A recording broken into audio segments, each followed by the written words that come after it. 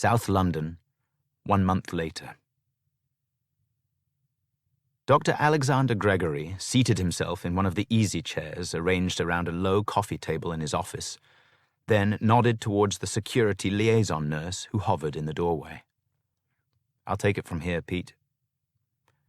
The man glanced briefly at the other occupant in the room, then stepped outside to station himself within range, should his help be required. After the door clicked shut, Gregory turned his attention to the woman seated opposite. Kathy Jones was in her early 60s, but looked much younger, as though life's cares had taken very little toll. Her hair was dyed and cut into a snazzy style by a mobile hairdresser who visited the hospital every few weeks. She wore jeans and a cream wool jumper, but no jewelry, as per the rules. Her fingernails were painted a daring shade of purple, and she'd taken time with her makeup, which was flawless.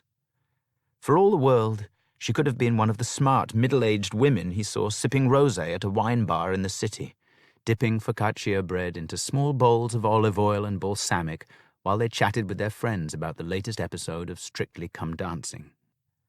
That is, if she hadn't spent much of the past 30 years detained under the Mental Health Act.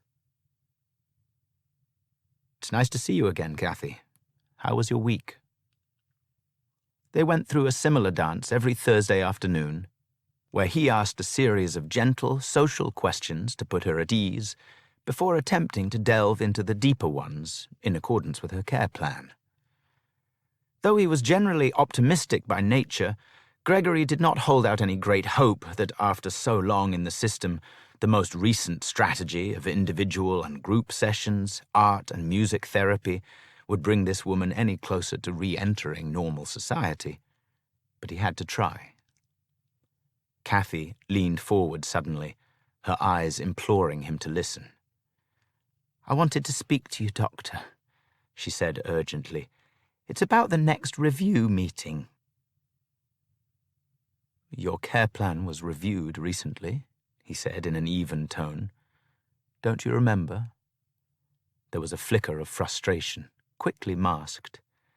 "The clinical team made a mistake," she said. "Oh? What might that be?"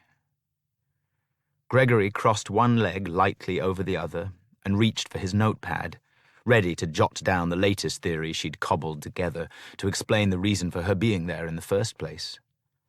In 30 years as a patient in 4 different secure hospitals, under the care of numerous healthcare professionals, Kathy had never accepted the diagnosis of her condition. Consequently, she hadn't shown a scrap of remorse for her crimes either. "Well, I was reading only the other day about that poor, poor mother whose baby died. You know the one?" Gregory did.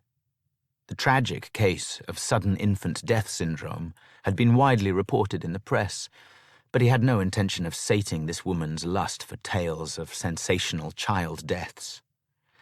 "Anyway, all those years ago when they put me in here, the doctors didn't know so much about cot death. Not as much as they do now.